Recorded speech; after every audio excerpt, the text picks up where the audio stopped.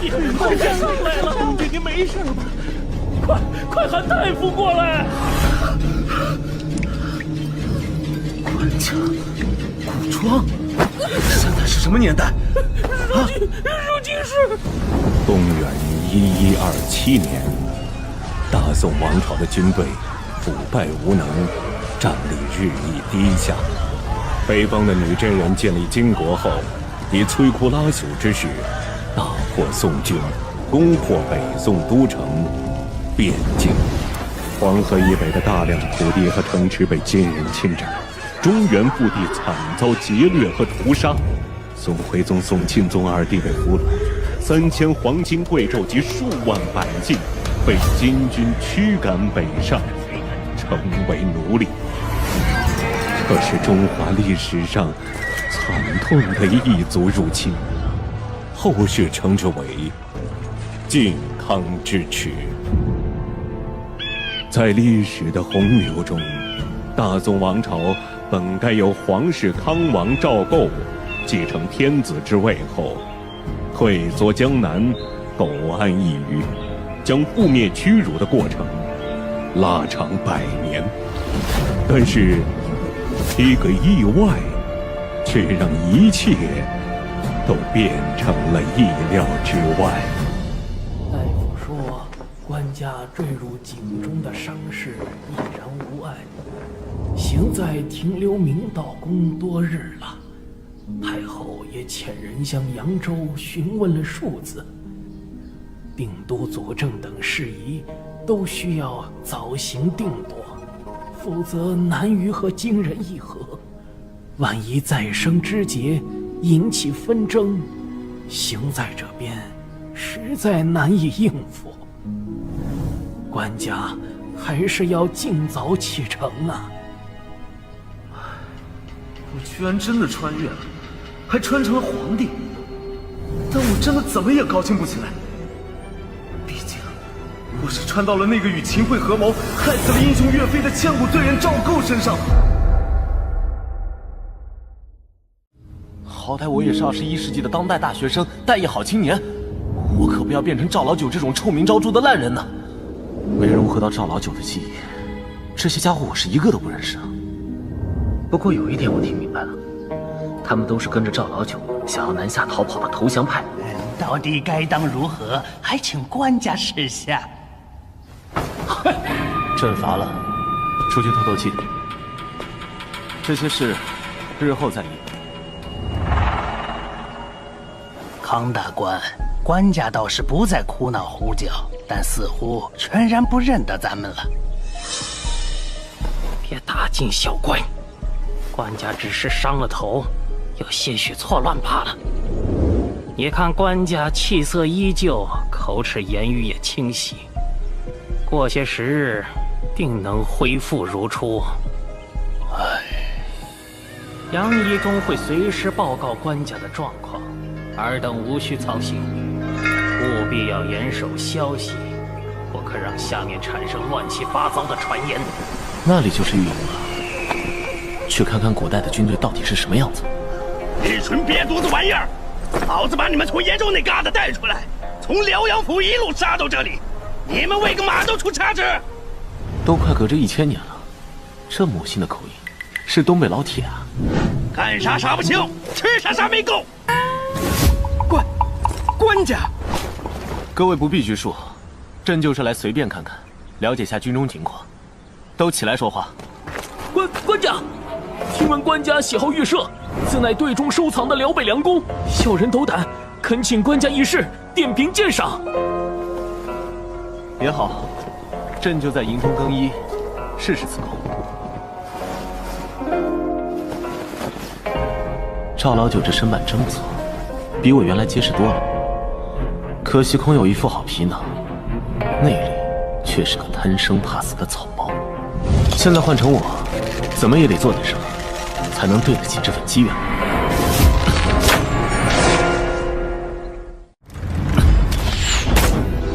官家好剑法，真是名不虚传。说得好。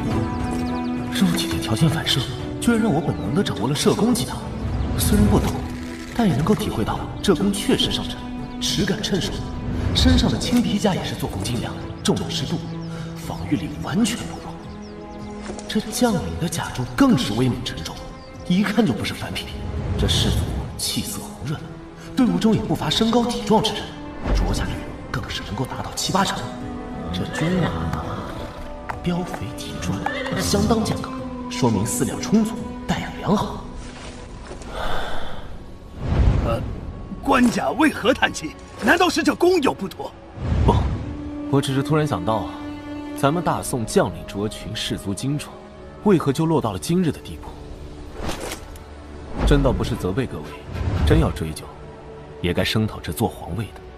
金兀术的大军想必很快就会追来，有机会的话，我倒是想亲眼见见，这金军是否真的有3头6臂，不可战胜。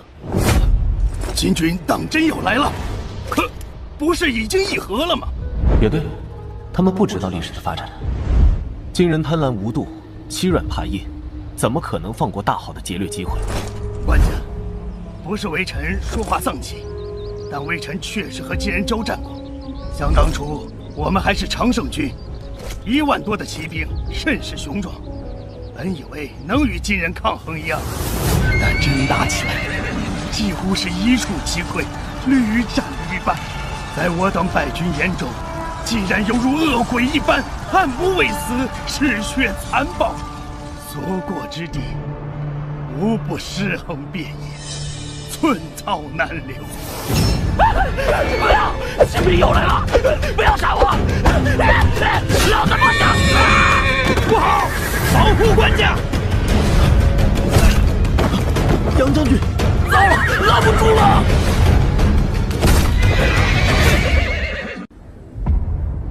官家，臣约束手下不力，险些酿成大祸，请官家责罚。刘钦，此事不怪你，朕知道你的忠心。这马夫也是在抗金战役中失了神智，以后就送往善堂，好生疗养吧。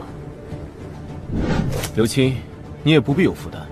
从今日起，朕暂时住在御营，你调拨50骑，一同来随侍御前。多谢官家恩典，官家真是仁义明君。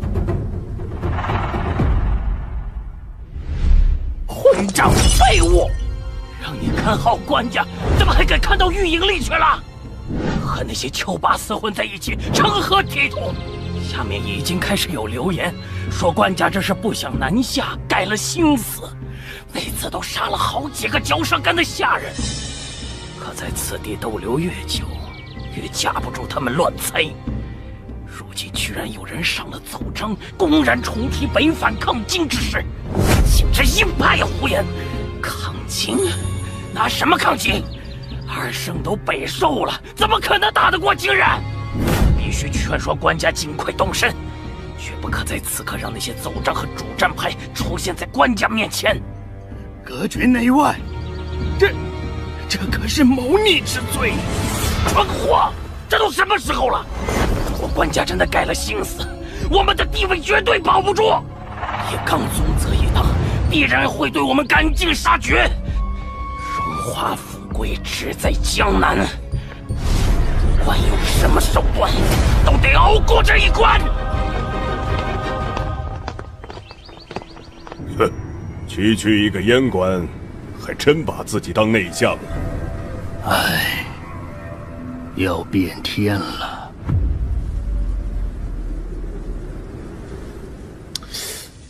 这毛笔用着可真费劲。据说这赵家父子治国不怎么样，说话却都是一流，可得小心别穿帮。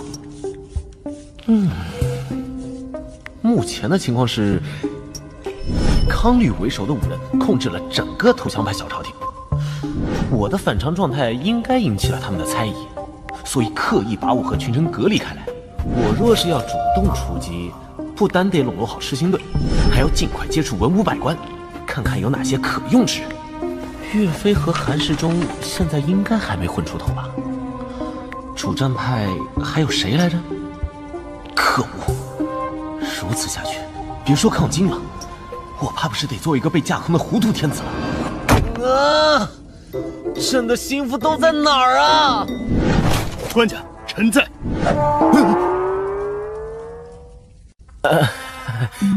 杨青啊，朕只是在自言自语罢了。我都忘了这厮负责贴身护卫。行了，没什么事儿，你且退下吧。这2日夜间，官家睡得有些晚，且多有叹息，可是有忧心烦扰之事？杨青有心了，不过你觉得朕会为何事烦扰？臣斗胆，官家烦扰之事，或许是行在之中多有掣肘，无法如臂施之。这虎是在试探我吗？难道他看出了什么破绽？官家宽待刘晏，亲近赤心队，想必是想掌握一部分御营兵力，而他们又是辽东人，和行在各方的牵扯甚少，调拨起来不会受到阻碍。可恶，全被他说中了！要不要拔刀杀了他？我现在都是皇帝了，杀个人应该不成问题吧？不过这货连战马都能扛住，我连鸡都没杀过，偏被他反杀了。那杨青何？官家，若官家有心北反抗金，自可行天子权柄，无需防备朝中群僚。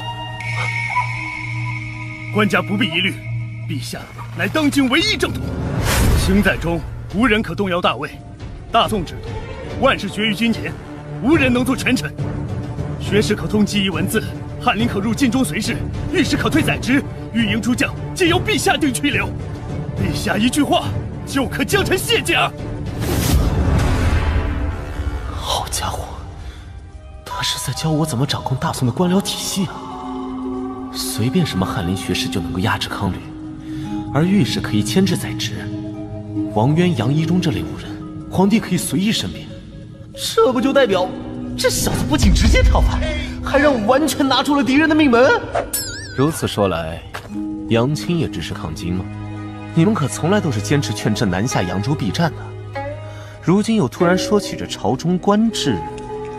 陛下坠锦受伤，思虑有碍，臣才妄加提醒，绝无他意。臣出身河东杨氏，家中6代为将。靖康事变，臣家中满门皆为国捐躯，独留臣一人，未能死节。乃是希冀有朝一日亲报国仇家恨，抗击复国之志，从不敢忘。但臣在晋中毫无根基，只能人云亦云，不得妄言。康大官向来备受陛下重用，臣也只好。好了，居然是传说中的杨家将后人，好感度瞬间拉满啊！杨青满门忠烈，可敬可叹。晋中御前，日后还需杨青费心操劳。日前还多亏你舍身相护，伤得不重吧？臣皮糙肉厚，还有甲胄在身，不碍事。话说回来，现在若要再议抗金，阻力必然极大。杨青可知，朝中还有何人志同道合？臣道行在时日较短，不敢借缘妄论朝政。只是如今官家若想破局，只需在百官中找出1人即可。什么？召回？你们没听错，朕要召回李纲、李相公，重定留在中原的抗金大计。使不得呀！2个月前才罢免了李纲的相位，现在再召他回来，成何体统啊！更何况昶次竟敢对官家言语不敬！自靖康之后，这大宋朝还真有什么体统吗？但凡有半分，何至于落到今日这个地步？是，官家神武，定能扭转乾坤，痛击金狗。臣的意思是，即使不召回李纲，官家也必能收复河山。不错，李纲他还是陛下控制朝堂，简直是无父无君呐！这蠢货总算有点用了。罢了，那就先不召回李纲了吧。只是康大官之前也说到了人心所向，如今行在匆匆南下，恐怕会失了中原的市民之心啊。有了，不如就先召开朝议，让朕也好好看看这满朝文武的人心。这驯鸽的拆屋理论果然好用，我先说召回李纲，你们大力反对；再说要召开朝议，你们就不好反对了。让你们也见识见识来自21世纪的民间智慧。官家要召开朝议，自然无妨。只是而今行在之中，东西两府和6部的属员都不齐备，不如就先从近日上奏书的廷臣中召见2位来咨询一二。这些奏书都是被他们筛选过的，肯定也都是投降派。等等，这是……朕看这2封奏书立论严谨，思虑忠纯，貌似可以一见。官家圣明，资政殿学士吕好问本来准备往知宣州，只是道路不尽，这才没来得及走。殿中侍御史张俊素来耿直，这2人都是公认的道德人物。既然康大官也推荐了，那就见一见这2人吧。去请。启禀官家，如今情形，强行起兵实难与金人抗衡。一是朝廷财用不足，江南巴蜀的财物因战乱难以续接，所以需要先派重臣前往疏通。二是前朝我军屡战屡败，兵将都畏敌如虎，此时强行开战，只怕会雪上加霜。有意思，分析得很准确。虽然没有主战，但也不是单纯的跑路求和，是个制约宰制的好人选。朕明白了，吕学士果然好见识。如此，即日起就留在朕身边，以备咨询吧。啊！学士和御史走了，难道？接下来，张御史，说说你的高见。臣今日面圣，并非申论主张，而是臣要弹劾宰相黄潜善、诸将汪伯彦乃士生假扮康吕，他们蓄意隔绝内外，意图不轨。臣唤请召回光文殿大学士李纲，重定抗金方针。来了，电炮他终于来了。杨义忠说的果然没错。御史，不错，御史位阶虽低，却可以监察百官。根据传闻奏事，职责所在，为求晋升，御史往往剑走偏锋，不与当权宰职妥协。官家只需多召御史进谏，早晚会有聪明人替官家破局。没想到第一个遇到的就是聪明人。官家，张俊先是上书弹劾李纲，现在又出尔反尔，明显是要哗众取宠。他这是犯了欺君之罪呀！我若不弹劾李纲，奏章何时能到御前？明明是你们这些奸贼蒙蔽视听，截留主战奏章，隔绝外臣进谏，贪生怕死，罔顾家国大义，罪当问斩！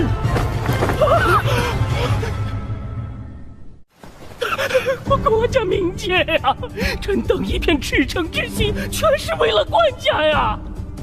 哎，康吕，事到如今，你也莫要再狡辩。奏章之事，一查便知。我等确实铸下大错。王伯彦，你在胡说什么？唉，老夫实在悔不当初，不该为了权势盲从于你。天下岌岌可危，你我却一心争权，贪图安逸。你可忘了，自己的地位全然仰仗天子圣眷，而天子位尊却是基于江山社稷，天下市民啊！都押下去，关入大牢，听候发落。怎会如此？昨日我还是百官之首，宰相都要看我脸色。杨义忠这厮还得为我撑伞，其他文官武将最多受到贬斥，只有我肯定会被处死啊！之前想要难逃的可是官家呀，我不过是迎合他的想法而已。现如今却一朝失了圣眷，就猪狗不如了吗？圣眷。不是我们隔绝内外，是官家被妖邪附体了。那日在京中，我亲眼看见有妖物，一定是妖物夺了官家心智，否则怎会如此？大官，你我相识多年，我答应和你去扬州享受富贵，就是圣明天子；决心留在中原抗金，变成了妖邪。咱们之间何至于此？竟敢怨对天子，插出去！不，官家！本想留他一条性命，可惜。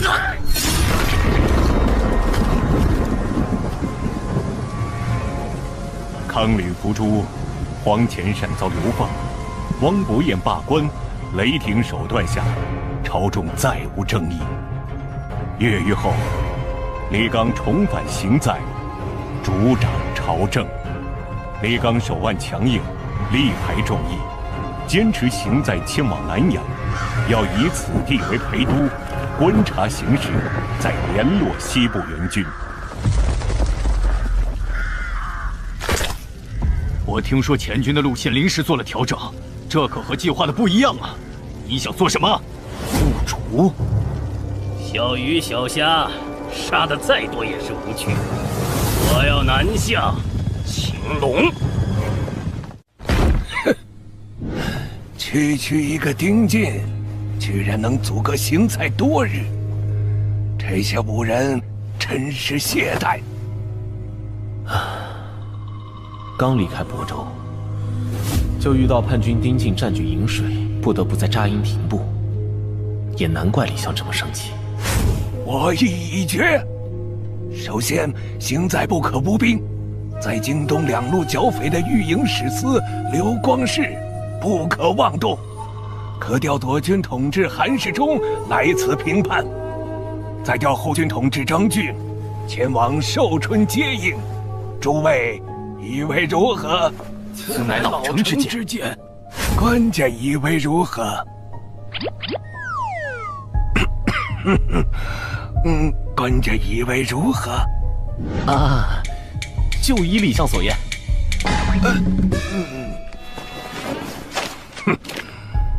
还有一些不小势力的官员，都什么时候了，还不停地互相攻击弹劾，通通都该严厉斥责。就依李相所言。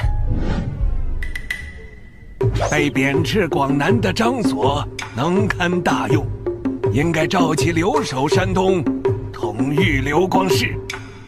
就依李相所言。叛军阻碍钱粮，行在用度需要一切从简。就依李相所言。随是官家工人繁荣，应当就依李相所言。还有，就依李相所言。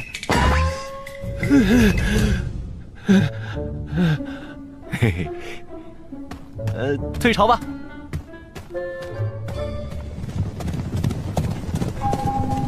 看来赵构对朝中主战派的伤害真的太深了。李纲对我的成见和防范依旧颇深。远在东京留守的宗泽也是如此，一再上表要我重回东京。他是生怕赵构逃得太远太快，才不得不发表如此激烈的言论。现在我想要抗金，却是没几个人会真心相信。官家，前方已是界沟阵，人多嘴杂，还请官家放心，朕知道分寸。朕只是想看看。没错，我看到的一切不是穿越的幻象，不是空洞的陈词奏章，不是听起来感到麻木的数字，这是还未被战乱蹂躏荼毒的人间烟火。好香！哲远，你再迟些回来，我们都快要饿死了。身为御史中丞，也得按时吃饭啊。官家给每个人都发了僵持，你们却好意思跑来我这里瓜分。反正托你的福，我们都难得在吃到姜上，必须搭配烫酒。满饮，满饮。此次行在才买得了僵持，听闻官家分毫未尝，尽数分给了百官家眷。如此圣天子德行，可媲美古之明君。那李相公却咄咄相逼，不仅在朝堂上还是官家，还抨击官家外出扰民。等行在安稳于南阳之后，他若依旧如此无度，我定要狠狠弹劾于他。袁振兄多虑了，李相没那个野心，也没可能成为权臣。以李相为首的主战派，之前受到太多打压，如今起复，心里有不满和猜忌也属正常。若不能容忍李相的跋扈，如何能让满朝文武相信，官家如今是真的想要抗金？其实官家真要表现抗金决心，就应该立刻北上，御驾亲征，浴血杀敌，迎回2日。大事不好了！金兀术来了！张大人、胡大人，李相命你们速去参加朝会。张大人，李相命你即刻出发，催促韩世忠进军。黄河下游，金兀术大军兵力5万不止，现已渡河，直指京东东路。自梁上坡往东，黄河沿线全线告急。可恨，怎么如此快？为何被人阻拦？谁敢拦？谁又能拦得住？金军势大，我们绝技不是对手。还是快派使臣前去议和，多少拖些时日。还议个屁！早该快些南下才对。闭嘴！适才主张南逃议和的，再有此投降言论者，一律罢免。还有胡说什么北上迎战、御驾亲征的，统统罚俸半年。金军距离行在还远得很，都慌乱什么？此事我已有决断。金兀术此番孤军渡河，必不会过于深入。我料他应当是想在京东东路劫掠一番，只要着令刘光世、张所死守坚城，避免野战，等金人抢去那些金银财货，总会退去。诸位可有异议？我有异议。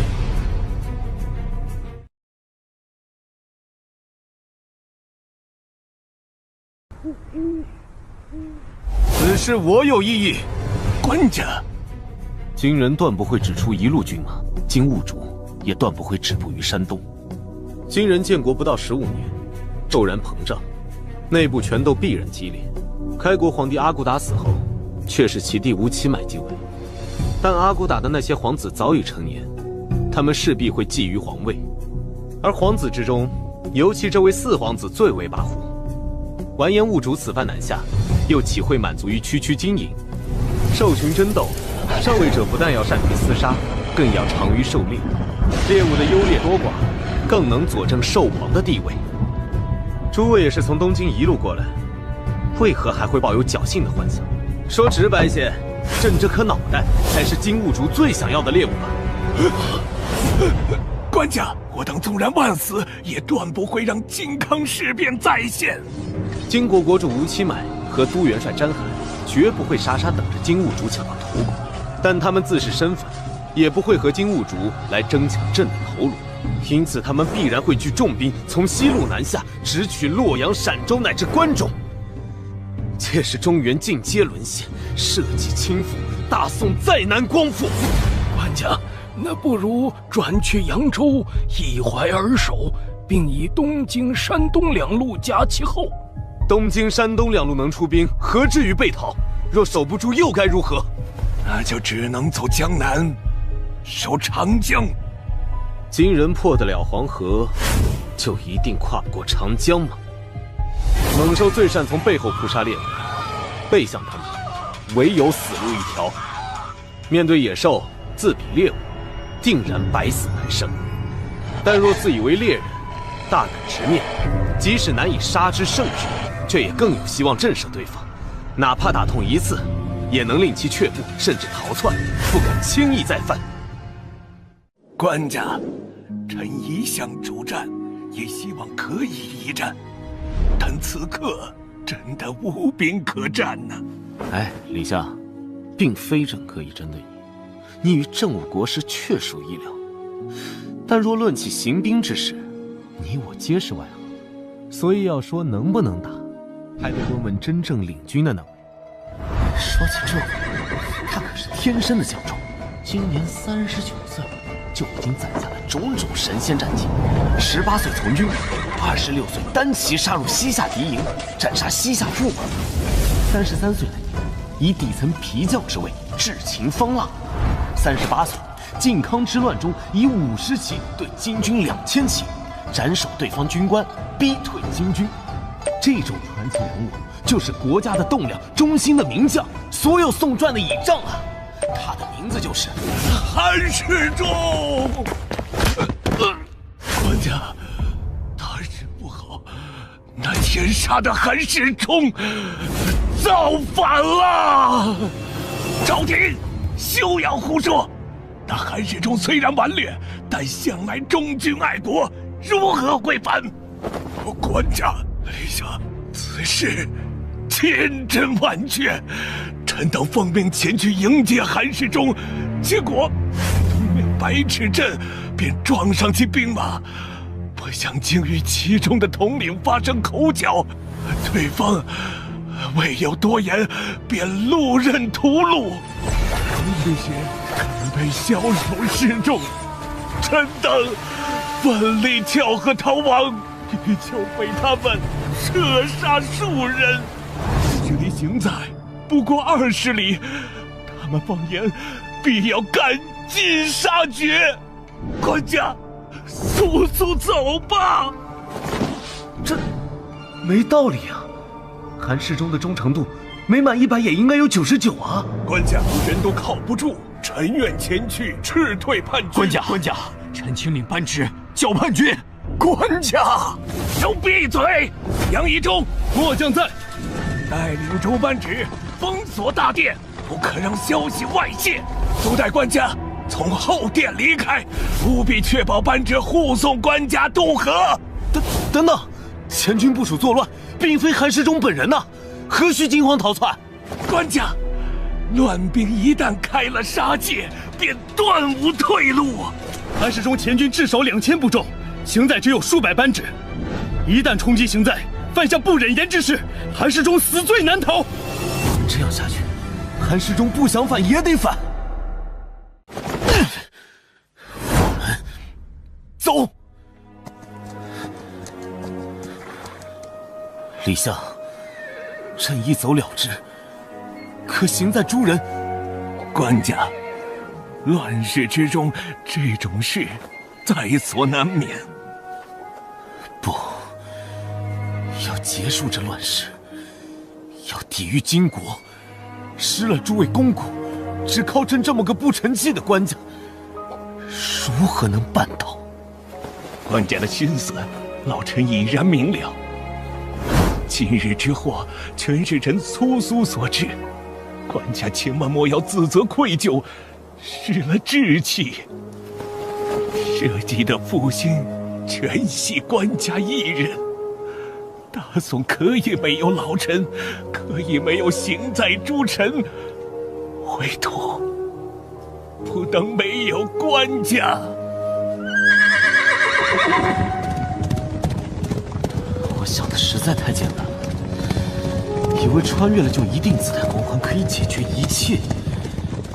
李纲适才那番话，分明是诀别遗言，我却毫无办法。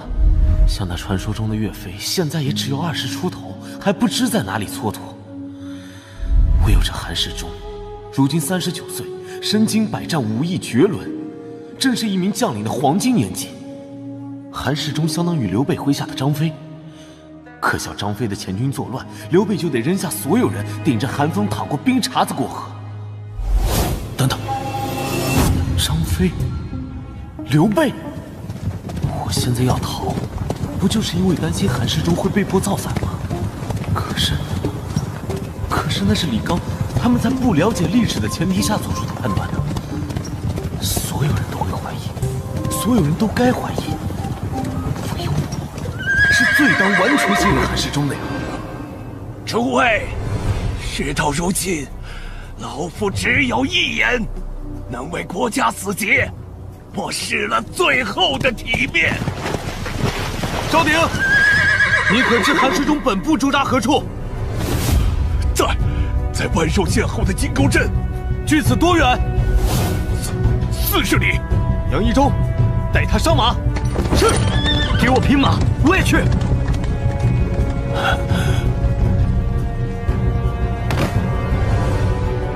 官家，前方是叛军驻地，走哪边可以绕开？绕过东北方向的山坡，跨过一条小河即可。可是官家，那韩世忠当真如此可信吗？不好，有人埋伏在此！别慌，他们人数不多，必不是本部军马。诸位可愿信朕？必无悔追随官家。很好，朕义信韩世忠必不负朕。杀！什么？邢在来的使者？哼！这些邢在的老爷们儿真是聒噪，屁本事没有，就知道催。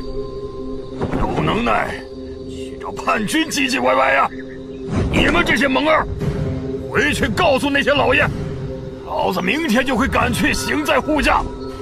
再敢3更半夜扰俺清静，小心！领头的红袍怎么有些眼熟？难道？良臣韩青，朕的御营左军统制，韩世忠麾下前部造反，杀了朕的御史。朕被逼无奈，走投无路，只能够抛妻弃子，扔下邢在文武，来投奔你了。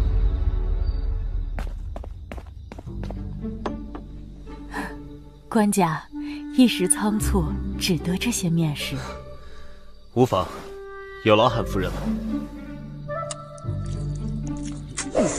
好吃，来，诸位，动筷子呀！这汤饼又长又宽，味道极佳。这厨子怕不是韩青从绥德老家专门带出来的。官家居然毫不紧张，这气度，这胸襟。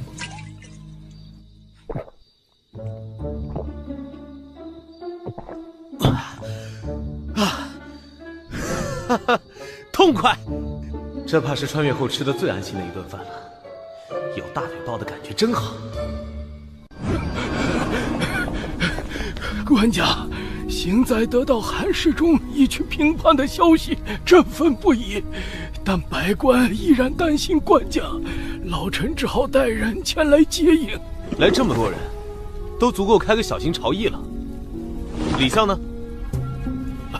李相旧疾复发，南下病榻，叮嘱臣等谨遵官家旨意。还算他有自知之明。那就是官家吗？那看着比俺儿子还小嘞！看个屁！躲一边去！臣献上首级一颗，好叫官家知道，作乱的贼厮已经被臣亲手了结了。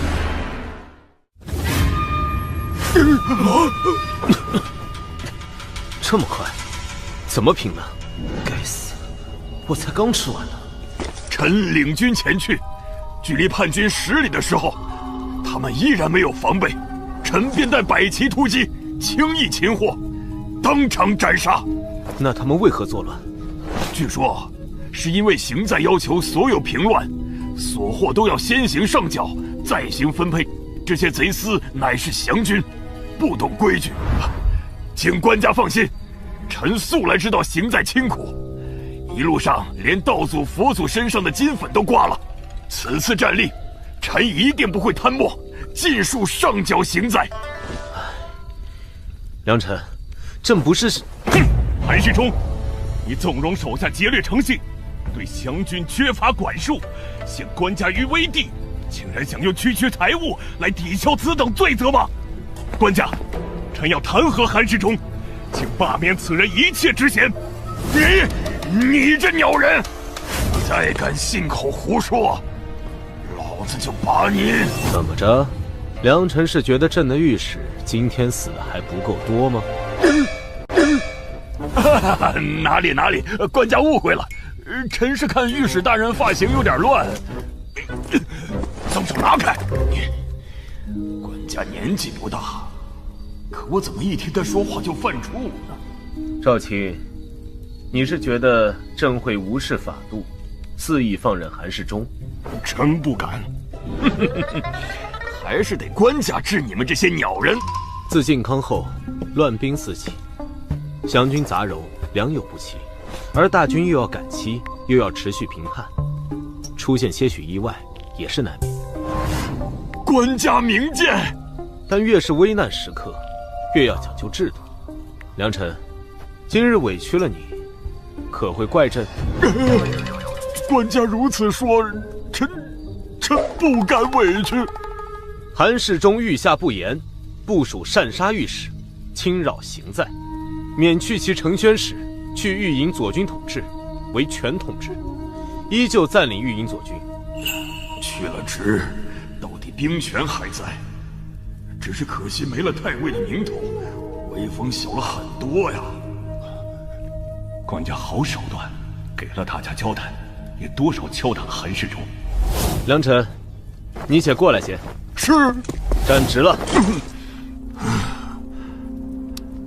近看之下，骨架着实突出，双目犹如鹰眼，难怪史书中夸他风骨伟岸。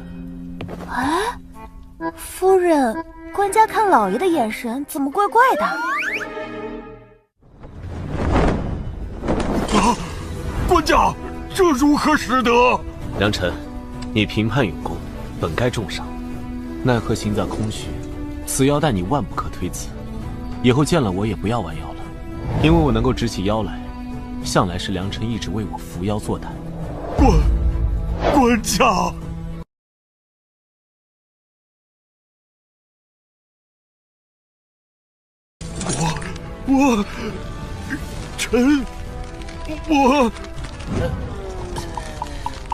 我的手要断了。至于区承宣使，何必多想？你我君臣相逢，无非事成事败。若将来事成，难道朕还不如唐朝天子对郭子仪，舍出个郡王与良辰做又如何？郡王，郡王。官家冒险突破叛军阻碍，看似鲁莽冲动，实则直破关窍。对执掌大军的将领，表面维护，实则敲打削权。一条玉腰带，一次握手，一个郡王的口头询问。别说韩世忠，怕是听闻此事的武人，都会誓死效忠。如此胆识，如此心计，如此手腕，得此人主，是上天在庇佑我大宋社稷啊！良辰，为何要摘下来？官家赐予的宝贝，可不敢带着上阵。臣这就连夜去平了丁进，为官家拔除后患。良辰，大可不必。区丁进之流，刘正彦他们再无能，早晚也能够平定。朕如此倚重良辰，岂会杀鸡用牛刀？正好，吕相等人也都在此。朕想问良辰一句：逃了这么久，朕委实不想再做丧家之犬，我们能否与金人正面一战？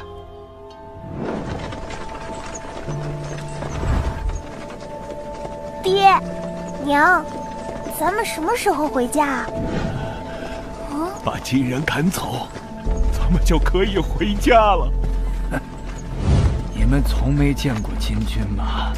我们可是从东京逃过来的，金人就是恶鬼，根本打不过，连皇帝老儿都在难逃了。趁还有命，赶紧逃吧！也许有天，连逃的地方都没有了。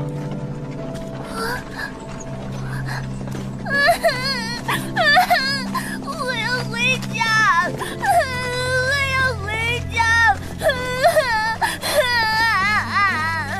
难怪。建炎元年冬，金军再度发兵南下，知济南府刘裕献城投降，淄州知府赵明诚弃城而逃，青州知府张侃被杀殉国。赵宋官家携东京两路难民、壮丁、府库及市民转向淮水、寿州避战。队伍太庞杂了，官家这是要效仿刘玄德，携兵渡江啊！只是难得官家如此仁心，大大部分人却还说官家是要南走偏安。今日已经多起纷争了，难民之间的，官军劫掠的，氏族冲突的，死伤颇多。也不能怪他们多想，毕竟谁都知道，南阳才是坚守中原的要地。现在改道去了淮上，官家还让李相先带着皇家亲眷先行去了扬州，稍有动荡，就能直接过江偏安，再难回头了。唉，可又有什么办法呢？谁听了那话，都不会敢再去南阳直面金人了。我们能否与金人正面一战？官家，臣不是个怕死的人，今日受了官家如此恩典，更不会惜命。但臣也不能信口胡说，辜负官家的期许，平白折损更多士卒。如今的情况就是，我军和金人之间的实力差距悬殊，金人一路南下，气势如虹，平原野战无可匹敌。即使臣等集结所有大军，数倍于敌，正面交战，也绝对毫无胜算。唉，真是何其讽刺！我这种历来主战的人，看到官家终于放下出战的念头，自然是松了一口气。可又担心官家真的会过江偏安，但打又不能打，逃又无法逃，究竟应该何去何从呢？你们不要小觑了官家，可别忘了，官家与韩世忠最后还有一番言语。既然如此，连良辰你都，假如依靠水师地利防守呢？依然很难。我军已对金人畏之如虎，战力不是靠环境能弥补的。不过，如果仅是针对此次金兀术的南侵，或许还有一丝机会。只是官家务必需要说服一人，让他与臣配合。张中丞，张中丞，呼延通部署将官劫掠难民士卒，引起巨大骚乱，死伤数十人。官家下令务必查清，首恶当斩立决。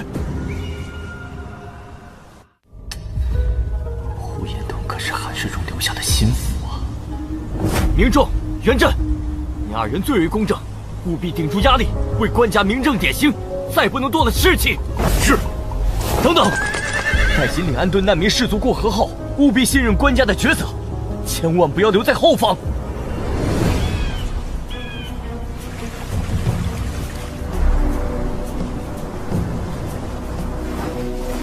不过，如果仅是针对此次金兀术的南侵，或许还有一丝机会。只是官家务必需要说服一人，让他与臣配合。哦，什么人？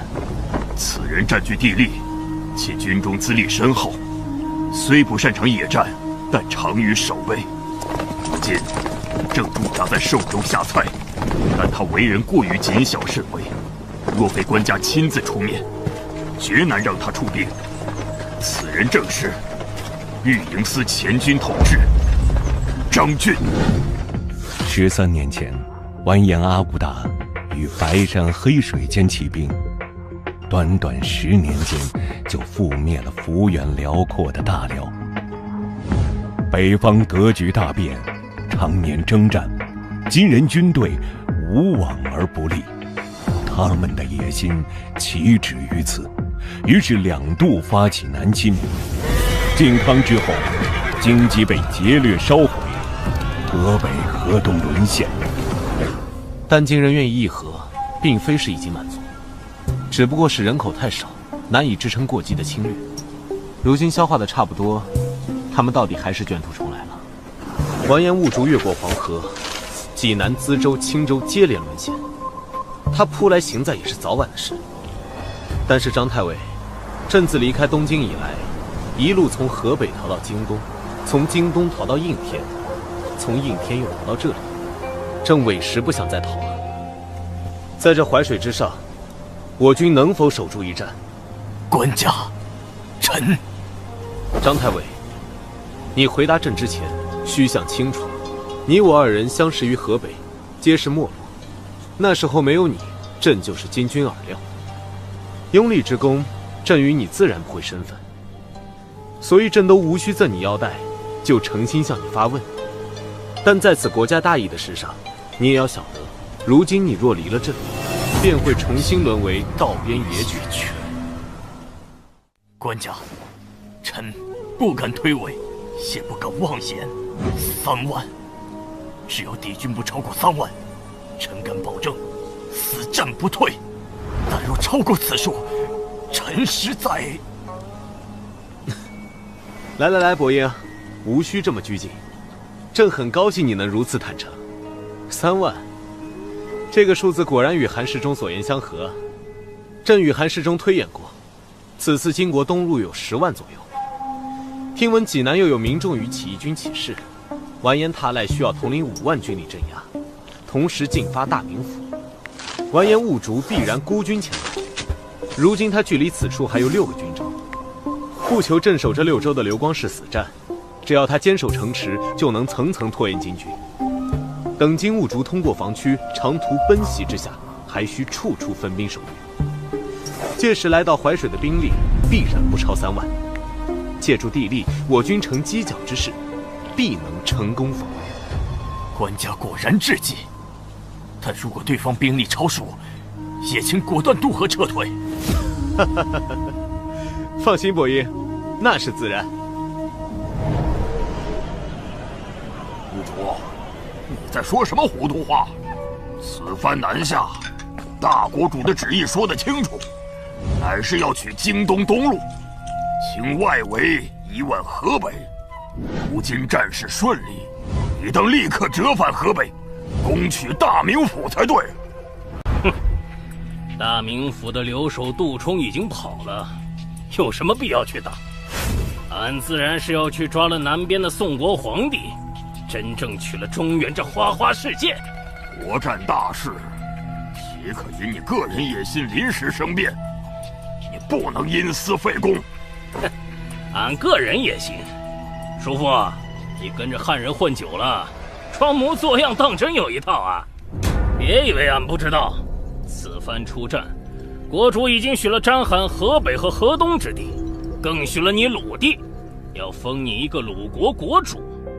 你和章邯难道不是假借国家之名为个人谋利吗？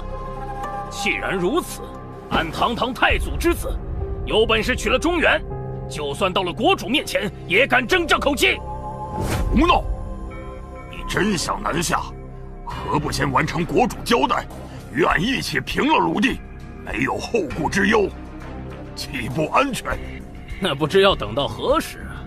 万一宋家皇帝在开春前逃过淮水，那可就难寻了。叔父，你放心，俺不用你的兵马，还会再调2万大军去攻打大名府。俺只带3个万户南下，输赢计较都只在俺自己。你答不答应？俺去6个营，考虑考虑。叔父请便。真让你说中了，兀竹那小子果然不会安分。他仗着太祖之子的身份，铁了心要立刻南下。俺到底要怎么回他？你可得好好帮俺出个主意。小秦学士，冀、北2处瓮城已经修葺完毕，多段城墙也已经修补好，各处守备所需弓箭、弩机、木垒、碎石、焦油也整备妥当。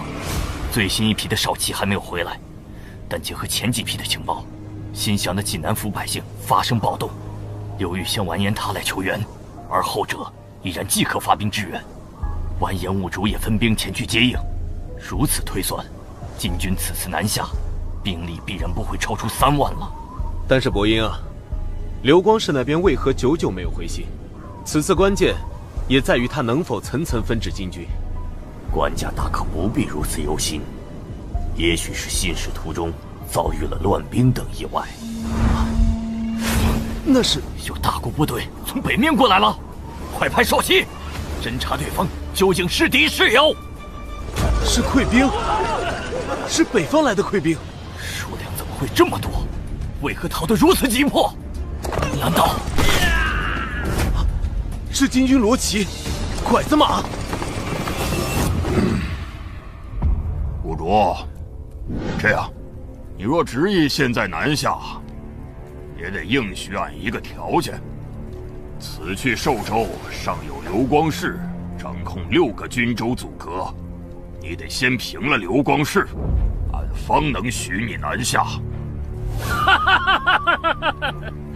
叔父，这套说辞是你帐下那个汉人幕僚教的？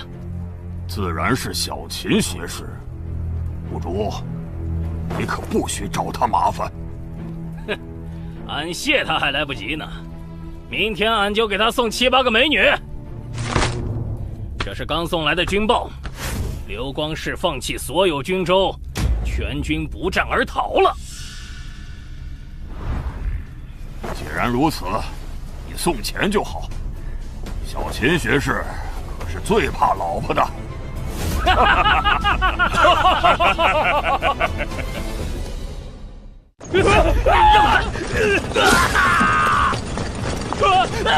救命！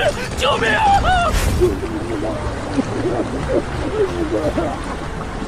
混账！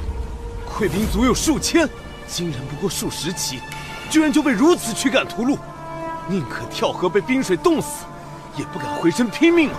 居然畏惧金人到了如此地步！官家，臣这就亲自领兵，驱赶金人，收拢溃兵，查清状况。来人，备马！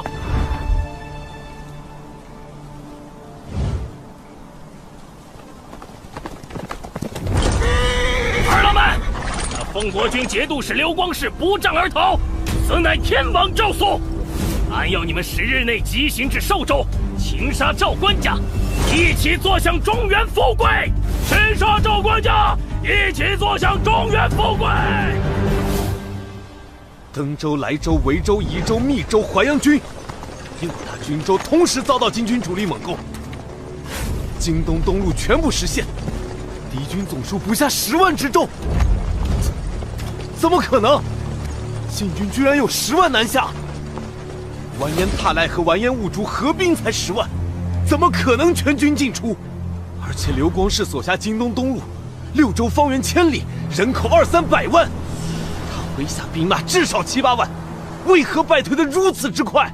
官家，军国重视，想必刘太尉不敢谎报军情，晋军必然没有10万，很可能是完颜兀竹建功心切，不顾一切进出本部5万。官家适才也看到，如今我军畏敌如虎，被一击击溃，也不是没有可能。可若是据城坚守，也不至于。官家，现如今事已成定局，具体如何，刘太尉到来一问便知。可眼下最重要的是，敌军数量远超我们预期的3万之数，而且晋人行军迅速，不出10日，想必就会迫至城下。官家，请快做出决断，放弃此战，即可渡河南下吧。是去扬州暂避也好，甚至渡过长江也罢，臣一定为官家坚守下蔡，争取更多时间。渡河吧。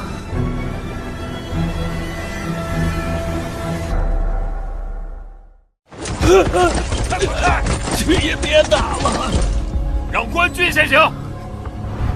逃难的百姓有10几万，溃退的军官也有5、6万。下蔡以及上下游的渡口皆是人满为患。张太尉带兵维持秩序，已然斩杀了100余乱兵，但各种混乱依然难以避免。官家，还请下山前往寿春城中暂避，以备不测。不，就在这里立仗，金人很快就会杀过来。不看到他们安然渡河，朕实在难以心安。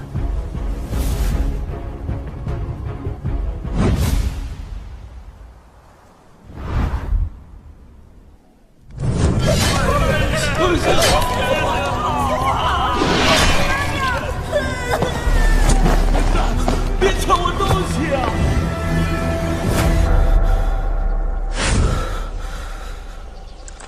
这里是原来那些都是梦啊！小伙子，脸色怎么这么差？生病了？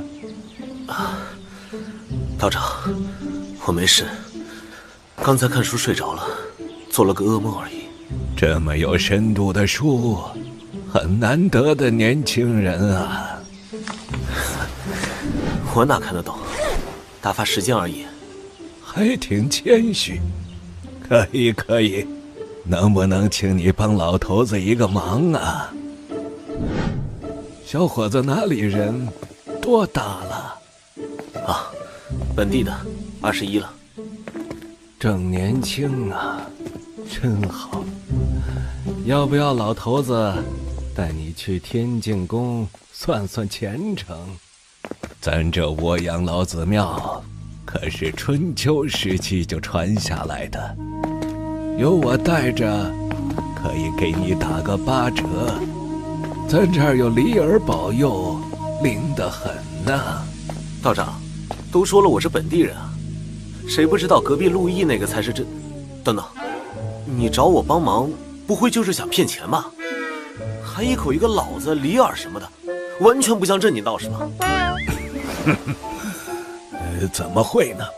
再说了，陆毅和咱们这儿离得这么近，说什么真的假的？这样吧，你要是帮了忙，就再给你打个5折。道长再见。哎，小伙子，你别急着走啊！哎呦，不算命不算命，我是真的有事找你帮忙。什么？有小狗掉进九龙井里了？哎，道长，这种事儿你就直说嘛，干嘛拐弯抹角的？哎，这不是怕你不答应吗？不过这狗咱本是不想管的，奈何他家里人常请咱吃饭，真不好意思眼睁睁看着人家的狗在井里遭殃。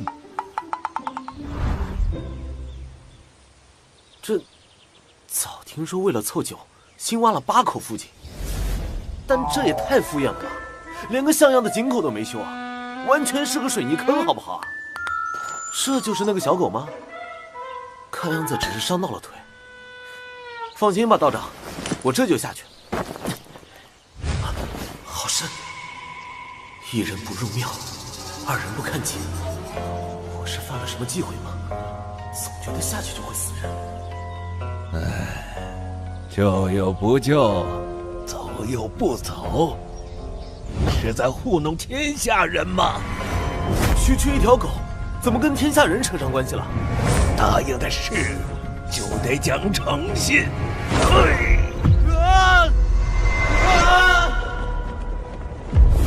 这是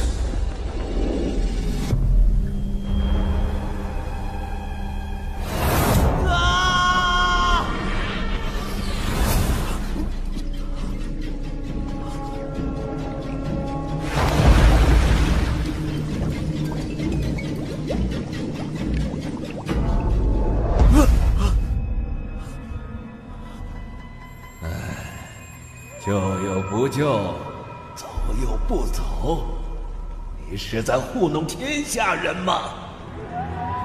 沙滩起火了！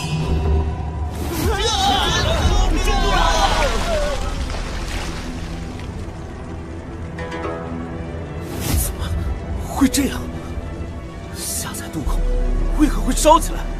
回官家，是奉国军节度使刘太尉，他麾下3000西军本部，2000王德部，还有京东收降的3000福庆部，抢了渡船过河后，放火烧了渡口。什么？我不是让他只送难民过河吗？他怎能擅作主张？来人！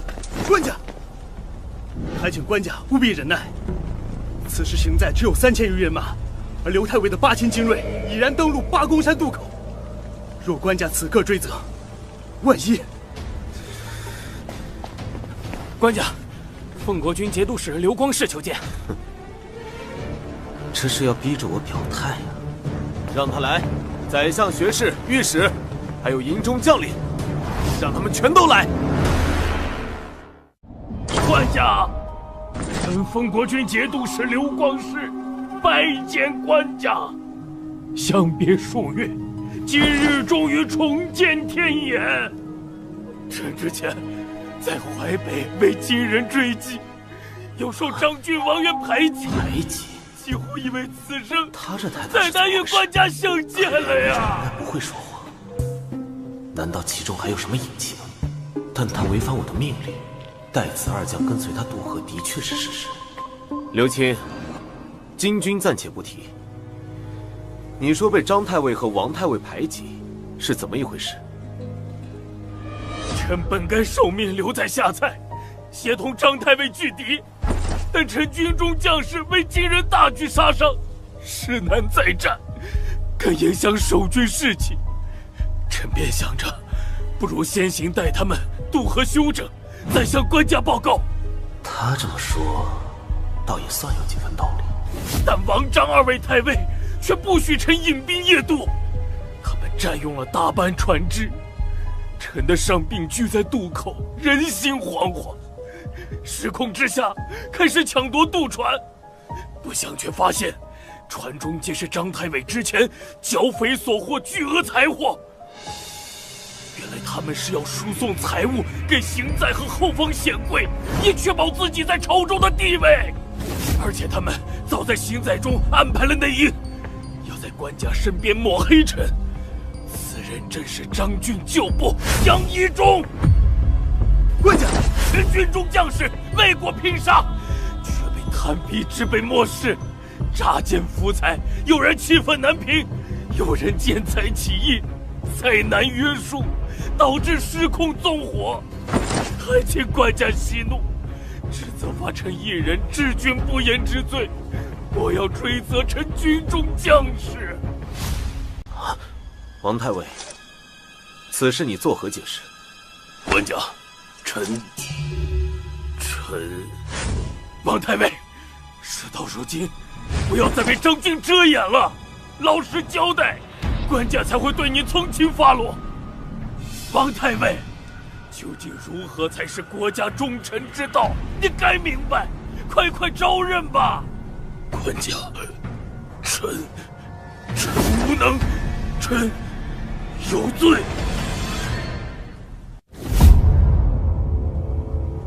官家，事情已经如此明了，还请官家为臣做主。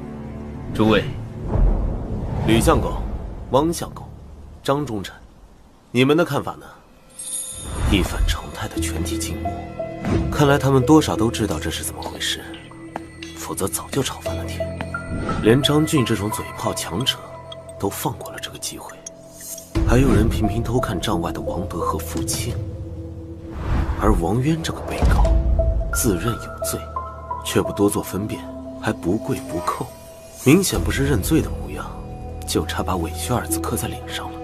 看来他们都觉得事情的真相不重要，重要的是眼下刘光世主力尽数渡河。刘光世虽然没有拥兵自重之意，但却有拥兵自重的实力。可这刘光世不准备造反，他整这么一出是图什么？只是打了败仗而已，宋军打的败仗还少吗？等等，主力部队能够对抗张俊守军，还能够顺利渡河，说明编制未乱，战力犹在。这根本不是溃兵该有的状态。难道他不是战败？他根本就是不战而败。官家，韩将军有文书送到。韩世忠。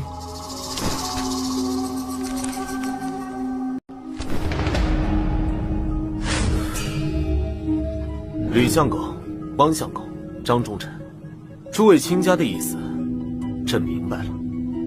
辛苦诸位。官家，这王太尉的意思，朕也想明白了。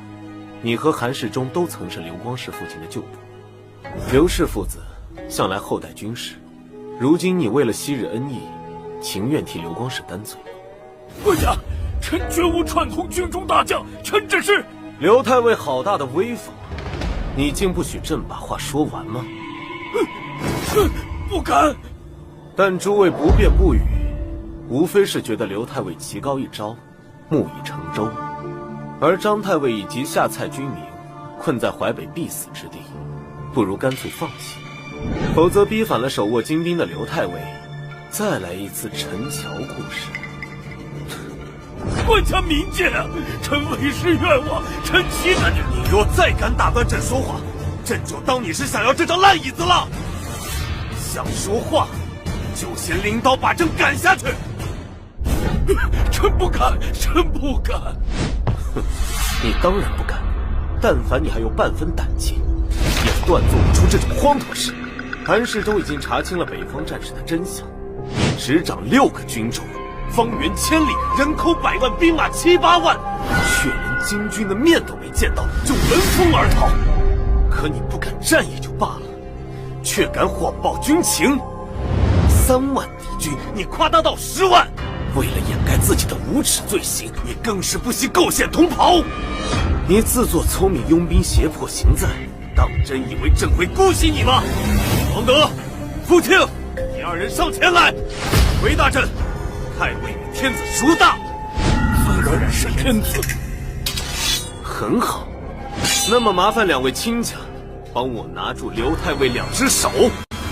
官家，臣知罪了。臣只是因为官家也不想打，所以才揣度错了圣意，但臣忠心一片啊！官家饶了臣吧！官家万万不可呀！哪有堂堂天子亲手杀将的道理？官家收了他的兵权，或者天涯流放也可。臣官家以国家制度为重啊！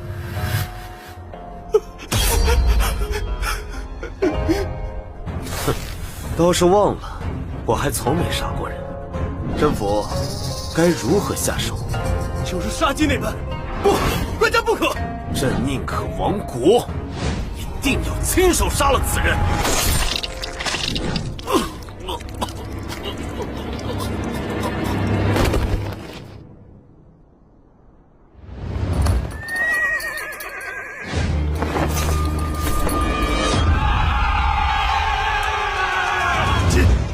果然来了！真的只有3万，这怎么看着更多呢？那刘光世当真是谎报军情吗？官家着手做得过了，这坏了大宋制度啊！临战之时杀了自家大将，算怎么一回事啊？是啊，万一当时王德和傅庆没有被官家拿捏住，他2人好歹算是中枢的，但刘光世本家那3000兵马呢？一旦哗变，该当如何呀？都是小事，你们别忘了，如今各地平叛将领多是西军出身，都受过刘家的恩惠呀。什么声音？是山下大营传来的，难道真的哗变了？官家到！都别慌，只是士卒喧哗鼓噪，又不是造反。朕已派杨清去探明状况。禀告官家，山下大营并无大碍，王德和傅庆安抚了大部分将领士卒。刘光世的亲信虽然颇有不忿，但目前看来并无作乱之意，只是还有些不服管制、鼓噪不停的下级军官和士卒。表面上是为刘光世鸣不平，但其实是想在作乱前讨要赏赐。这朕倒是略有耳闻。西军素来有层层克扣军饷的传统，中底层的兵卒军官只得以这种形式多讨些银钱。只是不想国难当前，他们已然无法更改陋习。若朕坚持不发赏赐，官家万万不可！如今军中没有宿将坐镇，士卒们很容易就会被煽动闹事。是啊，官家，此事不同刘光世一人，万一哗变，就算不造反，也会全营溃散难逃的。放心，既然如此，就发给他们赏赐。朕岂会吝惜区区财物？而且不光要照例赏赐士卒，传朕旨意，将王德提拔为统制，领此地刘光世旧部3000兵马。各地汇集来行在的物资和财物，也通通作为赏赐，发放给周边平叛的将领，把带头闹着要赏赐的军官们都集结起来。朕要在大帐中亲自给他们发。官家英明。丞相，请再核对一下这批财物的清单。官家这次从善如流，懂得安抚人心，真是不容易呀。若是早些听我们的，不杀那刘光世，省了多少事。你们当真以为官家是年轻气盛，一时冲动才杀人吗？算了，就当老夫杞人忧天，希望不要再出事端吧。还是张哥厉害，时机抓得简直绝了！听说官家要亲自来欣赏呢。哼，都学着点吧，见过天子，够你们下半辈子吹牛了。那是，这回赏赐不知道再够玩多久的。不知寿春城里的娘们贵不贵？干脆赏咱们一个窑子得了。官家驾到！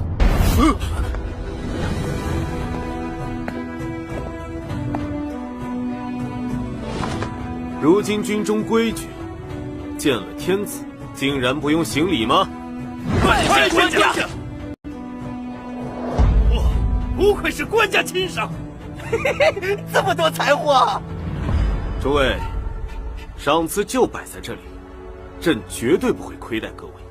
但是朕的钱，你们不能白拿。国家危难之际，敌军兵临城下，你们却趁机鼓噪要挟，不给朕一个明白的说法。这钱，你们拿着不觉得烫手吗？官家，臣张永贞从军10多年了，请容臣替大伙给官家讲讲。咱们真不敢要挟官家，只是这都是军中传统，不这么干，只靠军饷，大家伙根本不够活的。而且咱们老家先被金人回了，发饷的刘太尉又被官家宰了，身后无退路，眼前没出路，不得已，只有求些眼前的福财，方能安心。此事乃是臣带头，请官家莫要追责他人。拿了钱之后呢？是要战，还是要逃？得了官家赏赐，自然是要为官家卖命。要战要逃，臣都追随官家。很好，可还要替刘光世抱不平。臣不敢妄议官家决断，但刘太尉只是有些胆小，绝无什么坏心。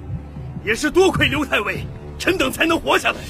只要能活下来，就什么都无所谓了。官家，臣等区区马前卒，无力左右大事，但身负家乡父老之仇，也绝不是贪生怕死之辈。只是不想死的窝囊，就算是死，臣也希望是在一场胜仗中死。那朕就等着看你们接下来的表现。但刘光世一事，休要再出头。既如此，开始分发。官家，臣斗胆，另有话要说。何老三，张哥，你可别擅自替所有兄弟定了前程，我等自有别的主意。无妨，今日大家畅所欲言，说吧。何老三这是看官家年轻，脾气又不错，想趁机多讹一些呀。原来如此啊，这小子胆子真肥呀！官家仁厚，但臣等人从延安府到河北，再到此地，虽无太多功劳，但也挣得足够苦劳了。有不少兄弟和臣一样，着实不想再打仗了。希望官家看在臣等辛苦多年的份上，多发一些赏赐，最好还能安排个浑家，容臣等南下安家生活。赏赐皆是国库所出，你们想要退出军队，不再为国而战，何来赏赐可言？臣也是为官家着想，曾为军武之人，若没有家眷财物定居，难免被逼上山落草。届时为祸后方，也是影响前线战事啊。你说的在理，不过行在之中早已没有女眷，浑家的事儿，正安排。愿意一战的，留在这边领取赏赐；想要走的，站在那边。一会儿朕从司库里拿一些财货赏赐你们。谢谢官家。这回还多亏张哥你了，兄弟们要去南面快活了。你拿这么多赏赐，要小心有命拿。没命花呀！嘿，老子拿命换来的钱，花得心安理得，倒是你们一群没种的货，丢人！哼！官家，何必非要动用私库？把你的甲胄换给朕。来人，替杨舍人卸甲。官家，难道卸甲？何大哥，你说官家能给咱们多少赏赐呀？哼，怕什么？给的少了，咱们还不走呢，就赖在这军中，都是自家兄弟，谁能干咱们？大不了再多拉些人，真南下去做贼。听说南面的女人可水灵了，多抢几个做压寨夫人。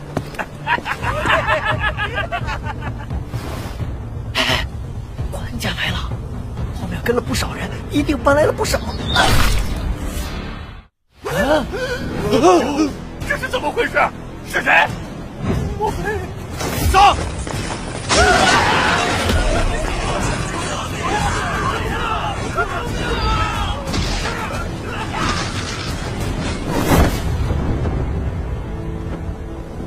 朕既然杀了刘光世，就不怕再多杀几个。从今往后，你们这些废物兵，朕亲自领了。这些首级，就是朕军中第一条规矩：为君而不敢战者，与刘光世同罪。从今往后，朕要亲自掌握军中赏罚，全军赏罚一并决于眼前。这次的事，朕不再追究。你们自去军法处领10个军棍，点齐各自手下兵卒，全部去山腰集合。是，朕誓死追随官家。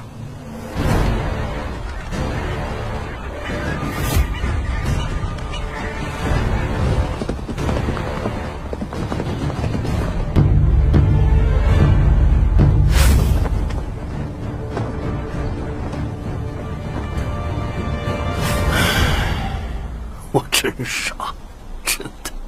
吕相，官家此次威慑之后，不但军心一统，士气也难得旺盛，为何还要叹气？其实，谁不知道官家的心思呢？以此地优势守城，阻碍金军，提升士气，稳定众人，抗金决心。可先杀大将，再杀军官，调遣老臣，孤注一掷，就真的能达成所愿吗？须知京军野战，从无败绩，如今更是金兀术亲领大军，下蔡孤悬在外，说不定明日就会开城投降。我方才1万出头的可战之力，靠杀人威慑出来的士气，如何制胜？官家铁了心冒进，万一有个好歹，这江山可就真的……德元，我想好了，我一生都少与人争执，以往在朝堂上也没坚持过什么，但这次我真的不能再坐视官家粗暴无度的一意孤行了。就算这相位被官家拔掉，我也绝不能袖手旁观了。想什么好事？官家可是专门挑你这个脾气软的老好人来做相公，看准了欺负你不善争执，怎会放你解脱呢？吕相，莫要自欺欺人了。要是能劝动官家，谁会不劝？只是光用体统道德这些说辞，能劝动官家吗？自从官家夜奔平叛以来，行事何其果决，就连性烈如火的李相也要主动南行，对官家退让。现如今，官家更是亲手斩杀刘光世，枭首军中败类，行在之中，谁敢质疑官家？吕相，你敢说，若是一切都按照你的想法来办，当真会有更好的局面吗？不说别的，只看眼下对岸的金兵，若当真袭杀我们，该如何应对？兄弟们，和我一起杀光这些宋人的蛮！抓了他们的狗皇帝！王你娘的，狗皇帝！杀金狗！什么？居然败了，还死了10几个！回禀四太子，河里等人立功心切，只带了30-40人渡河，以为宋人早已溃乱，岂料那赵宋皇帝居然没跑。王德王爷差奉命出战，士气旺得惊人。哼，没跑？真的假的？好叫四太子知道，稍有常识的人都该知道，金吾道烧乃是天子大驾专用。如今那龙道正在山中，那赵宋官家自然也在。哼，给我割了这厮的喉咙！这些宋人就知道拽蒜，还什么稍有常识之人都该知道，俺不知道又如何？落到亡国降人之地，还要摆谱，真可笑！哼，那些南蛮子不过杀了俺们10几个人，居然也好意思大肆庆贺，吹吹打打，好生聒噪。算日子，应该是他们在过汉人的除夕。这赵宋官家没有逃跑，倒是有几分胆色。等俺亲手捉了这厮，他还不是得像前2年那个皇帝一样尿裤子？那四太子打算如何行动？咱们不伐木建造工程器械，反而到处搜缴船只，这是不打算进攻下蔡，想要强渡淮水，直取八公山吗？废话，那下蔡城高墙厚，墙吃下来，不知道要折损多少儿郎。再说，咱们只为了那赵宋官家而来，破了下蔡，万一吓得他直接南逃，如何再续？反倒是留着下蔡，围而不攻。赵家皇帝为了吊住城中士气，必然不得不坚守八公山。等俺们一鼓作气渡过河，届时他再想逃，可就由不得他了。哼，强渡谈何容易？如今宋人坚壁清野，淮水北岸的渡口都被烧了个精光，渡船集中在南岸宋人手里。咱们手中一共不到30只舢板，短期之内根本无法运送大军。行了，哈里将军，你别总想着功臣那点功劳了，断得无聊。俺这就去河上转一遭，必能找到强渡策略。四太子，宋军统帅怎能如此轻率冒险？咱们军法可是规定，将官若死，下属全要斩首。俺可不想此次出兵，尚未建功就……放心吧，俺又不上岸，只是在河里看看而已。宋人忙着作乐，哪会注意到俺？大不了俺就立下军书，死了也保你们无事，如何？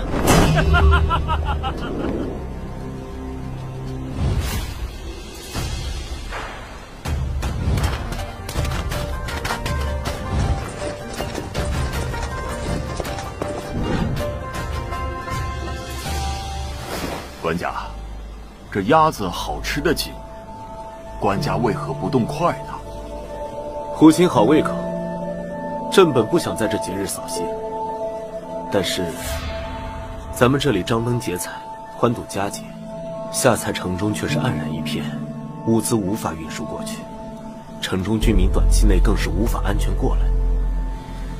安抚的使人派去了几批，却没有能回来的，就连赵鼎也陷在其中。可想而知，下蔡居民是如何愤怒绝望。张伯英心中怕是对朕也多有怨恨。如此下去，朕担心与他之间的信任快要被磨光了。官家，臣原是张太尉下属，不如臣此刻渡河去安慰一二，想必如此甚好。杨舍人是官家敬事，亲自前去，张太尉必然能明白官家良苦用心。也罢，那就如此。杨青，你在码头煨后，朕准备一些东西，你一并捎去。是。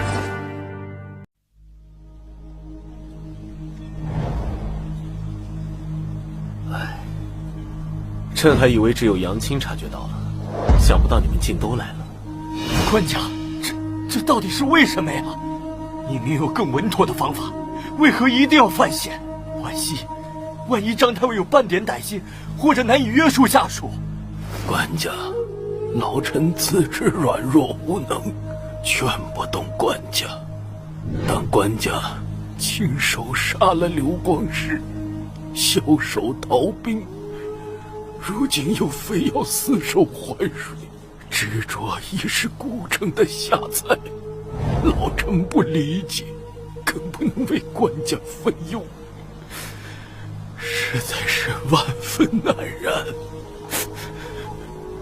官家呀，真的要如此为难老臣吗？二位亲家的心意，朕全然明白。可是非要朕给出一个幸福的说辞，朕也为难。只是朕也想反问二位亲家，为何汉光武帝当日只带13人也要拼死突围？勾践为何能够隐忍18年一朝灭吴？刘玄德为何宁可妻离子散也要携民渡江？楚霸王为何不肯过江东？便是完颜阿骨打，又为何要起兵反辽？安史之乱众，张巡为何要死守睢阳？出使金国的李若水又为何要喝马惊人，导致对方将自己寸折而死？明明他们也有更好更轻松的选择，朕不知道，但朕或许能够体会到他们的心情。有些事没有太多道理，却非做不可，否则我仇家恨意难平啊！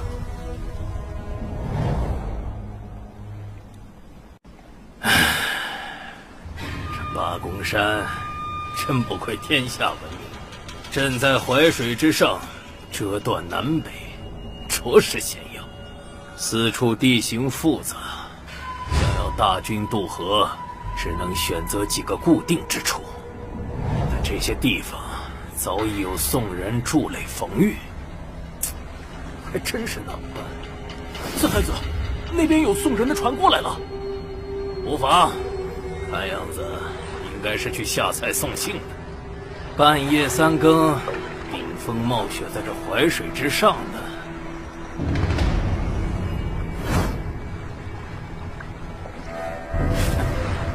果然是个无名小卒罢了。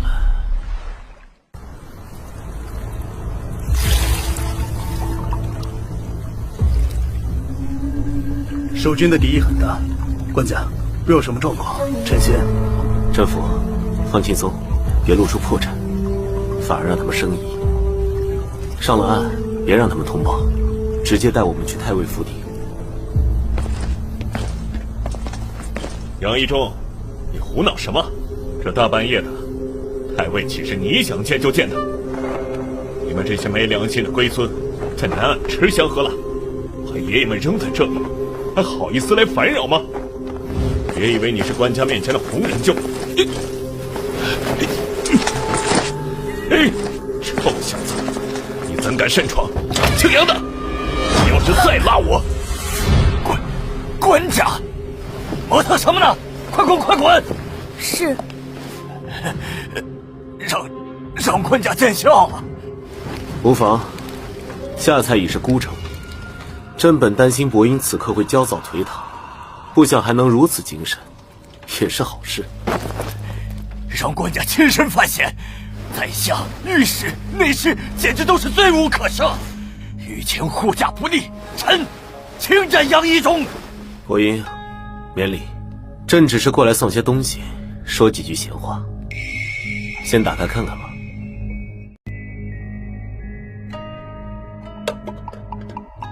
今日除夕，行在不得不设宴慰劳群臣。可朕一想到下蔡的情况，想到当初在八公山与你所说，觉得无论如何也要送你一份过来。只是此时冷了，明早蒸一蒸再用吧。下面还有一层。这是刘光世居然真的死了？过河当夜死的，朕让王德和父亲按住他的双手，亲自动刀杀死在身前，然后割下首级传示三军。今夜专门取来与你看一眼，就是怕你不信。其实大过节的，带这个过来未免扫兴。可若不带，又不知还能带什么。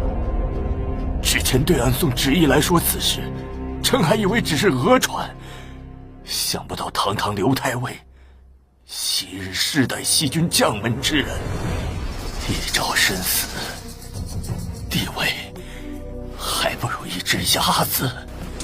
不说这些了，这也是与你的。琉璃葡萄，这可是极其贵重的宝物啊！官家，这可……刘光世闯下大祸，虽死，却也于事无补。朕此番过来是来安抚你，做一番姿态，但也知道不一定有用。即便你弃城跑了，朕也无话可说。可不送来这几样东西，说几句废话，朕这个官家，此时又能做什么呢？朕不求你死守城池，指望你看在社稷、君臣、天下人的份上，撤退时提前给朕一个口信即可。朕早知你爱财，行在诸臣皆也，贪财者必贪生无益。但朕知道，还有句话：君子爱财，取之有道。卿若不负朕，他日朕必100倍、1000倍奉还。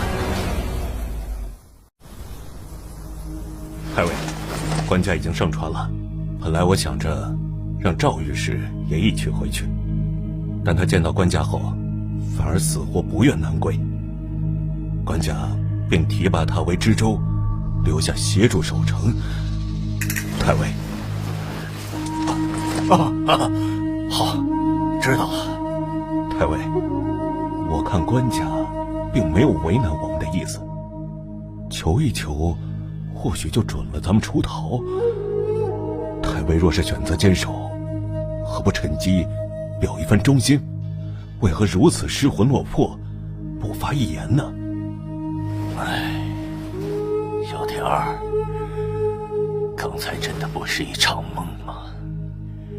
你说，如此推心置腹之人，软中带硬之辈，真的是赵宋官家？什么？劝降张俊？不错，俺已经派了使者去下采，估计很快就会有好消息了。张俊，你这贪财忘义的小人，居然打算投降！你不得好死！愧对社稷，愧对官家！你出来见我呀！小田出城了吗？小的亲手用吊筐送田将军下的城墙，他已经与京使顺利接洽，一同前往金营了。官家，老张我这次可真的是拼尽全力了。回禀四太子，小的没求，幸不辱命。张伯英那次果然看在俺是他同乡兼西军袍子的份上，好酒好菜奉上，还让他的2位小妾出来见面。说重点，再多屁话，小心俺割了你的舌头。是。小的已经成功说服张俊献城投降，他还专门派了心腹前来详谈。这位田将军，那可是张太尉的左膀右臂。张太尉说，他可以作为全权代表。好，有什么条件，尽管提出来。俺家太尉说了，若要献城，只得黄金1000两，白银3万两，金子用来买官，银子用来买城中士族民夫。至于俺家太尉，就看四太子的诚意了。什么珍宝财货之类的，倒不挑剔，关键是要立个字据，免得有人事后反悔。立字据？你家太尉当这是在市场做买卖呢？是不是还得俺再找个人来给他担保啊？张俊也太贪了吧！收买军官还说得过去，哪有买士族民夫的道理？要想就利索点，信不信俺们一日就起炮砸城？张俊的名声俺早有耳闻，只是大军中怎么可能有如此多的金银财货？回去告诉你家太尉，打个对折，俺可以考虑事后补给他。实话说了吧，赵官家对俺家太尉着实不错，要不是刘光世烧了渡口，让夏蔡成为孤城，太尉是绝不会降的。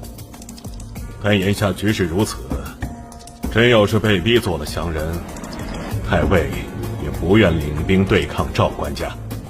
城中本部1万人马，外加1万精壮民夫，还有7、8千北方溃兵，合计3万余种，粮草无数，披甲者7、8千，我们太尉都可以交出来，只求拿了钱财，为关西祖宅养老。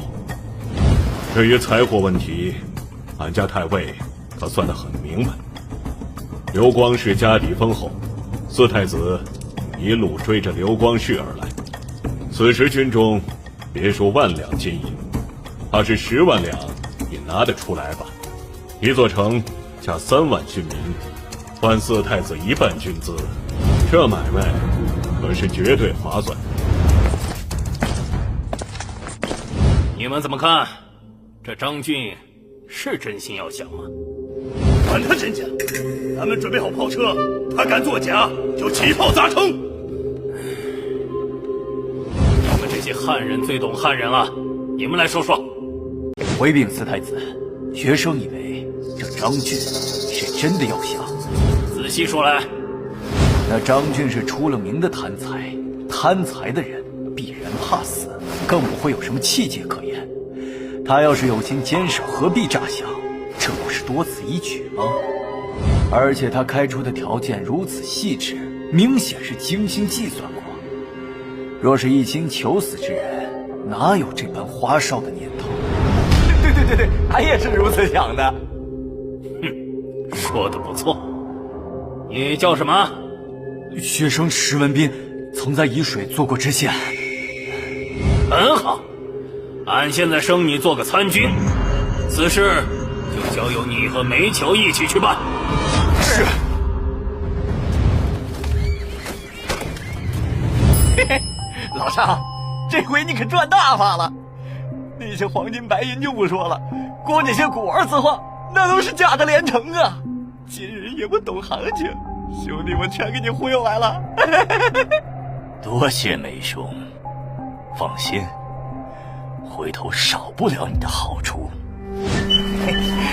兄弟，我可不会占你的好处。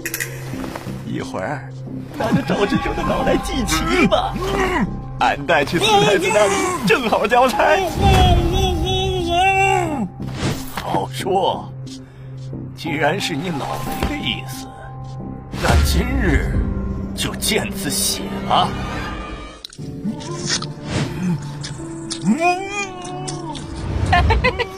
这厮真是迂腐，嘴没堵住，连最后一顿都没得吃。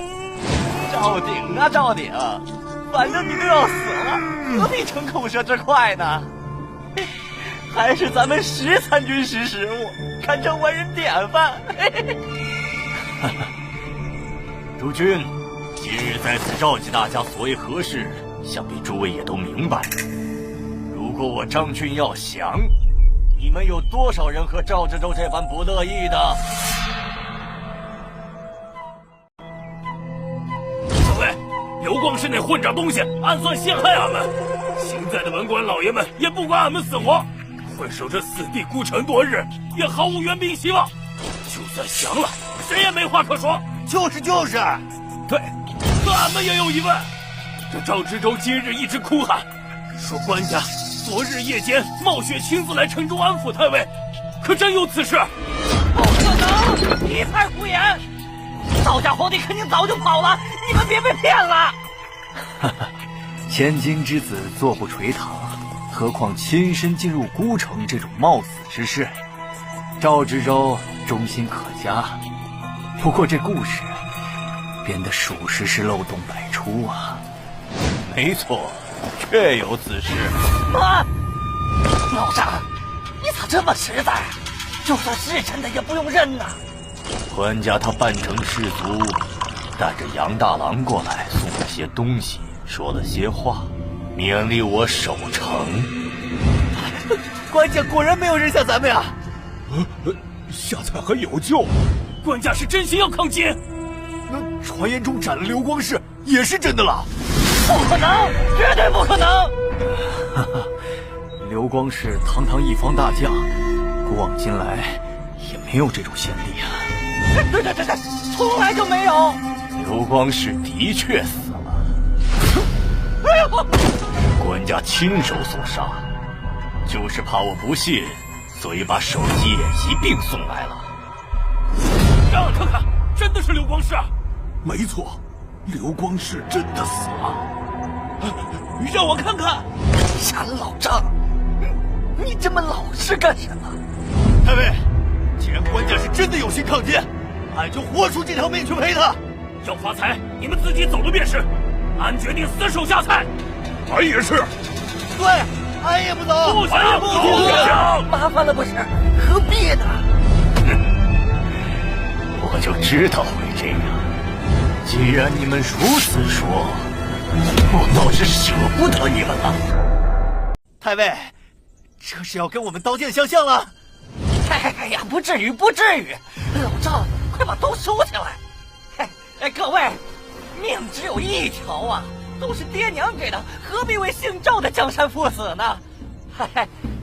我知道，你们觉得我一向贪财，只要有钱赚，什么也不管。但你们不知道，我其实比你们想象的更贪。千万两银两算什么？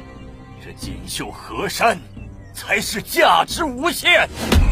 更不明白，我早想得明白，如果只是做狗、做奴才，守着金山银山，随时会变成一滩被人踩成稀烂的臭屎。守住下菜，守住咱们的国家，还有咱们的尊严，换来的不只是堂堂正正做人的光荣，还有下辈子也享受不尽的富贵。所以，再问一次，诸位，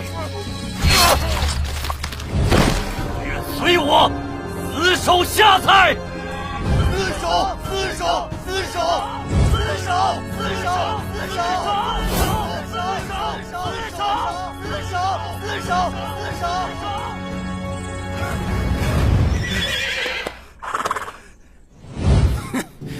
直娘贼的，居然中计了！哈哈，金兀术真是活该，白白被骗了如此多财货。哎呀，张太尉此举堪比草船借箭啊！听闻张俊那个财迷，不但把骗来的财物都分给了手下的军士，连自己多年的私房钱也拿出来犒军了。最后发现忘记扣上副将田世忠，居然把自己的宝贝女儿给下嫁了。不枉官家如此信任张太尉，冒险雪中夜渡去见他，如此胆气，如此眼界，臣等叹服。官家着实英明。一根腰带拴住了最泼皮的韩太尉，一刀切了军中地位最高的刘太尉，如今用一只鸭子填饱了胃口最大的张太尉。这炉火纯青的御下手段，没谁会再不服气了吧？官家，军人派了使臣求见。召集诸臣，一同会见吧。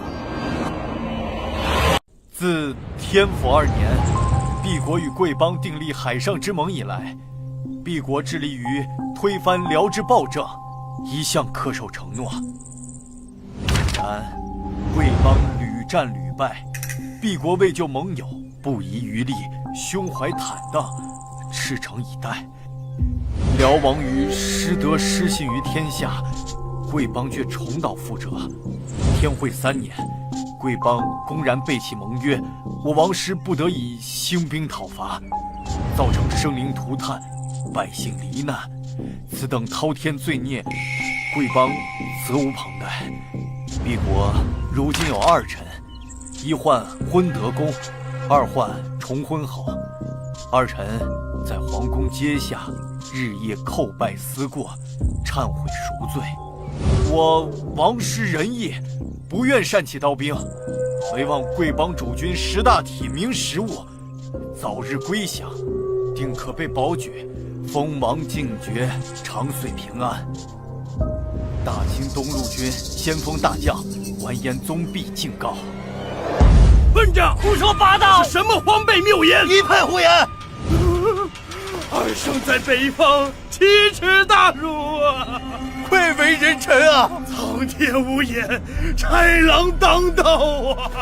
官家生父兄蒙难，折损天下威仪，臣等百死难赎啊！恳请官家责罚。日哭到夜，夜哭到日，难道还能哭死董卓吗？若要赢回二圣，需主公与朕一起振兴国家。今人此番劝降折辱，无非是那完颜宗弼被张太尉骗了太多钱财，心下气不过，才搞出这种挑衅诛心的幼稚手段。史文彬，朕说的可对？外臣。算了，不必回答，免得为难。听闻你做过知县，曾是大宋的臣僚，想必肯定有过青云之志，期盼能够位列朝堂重臣之中，见证历史风云。今日恰逢其会，你倒是能够以另一种身份，亲眼见证我大宋中枢的重大决议。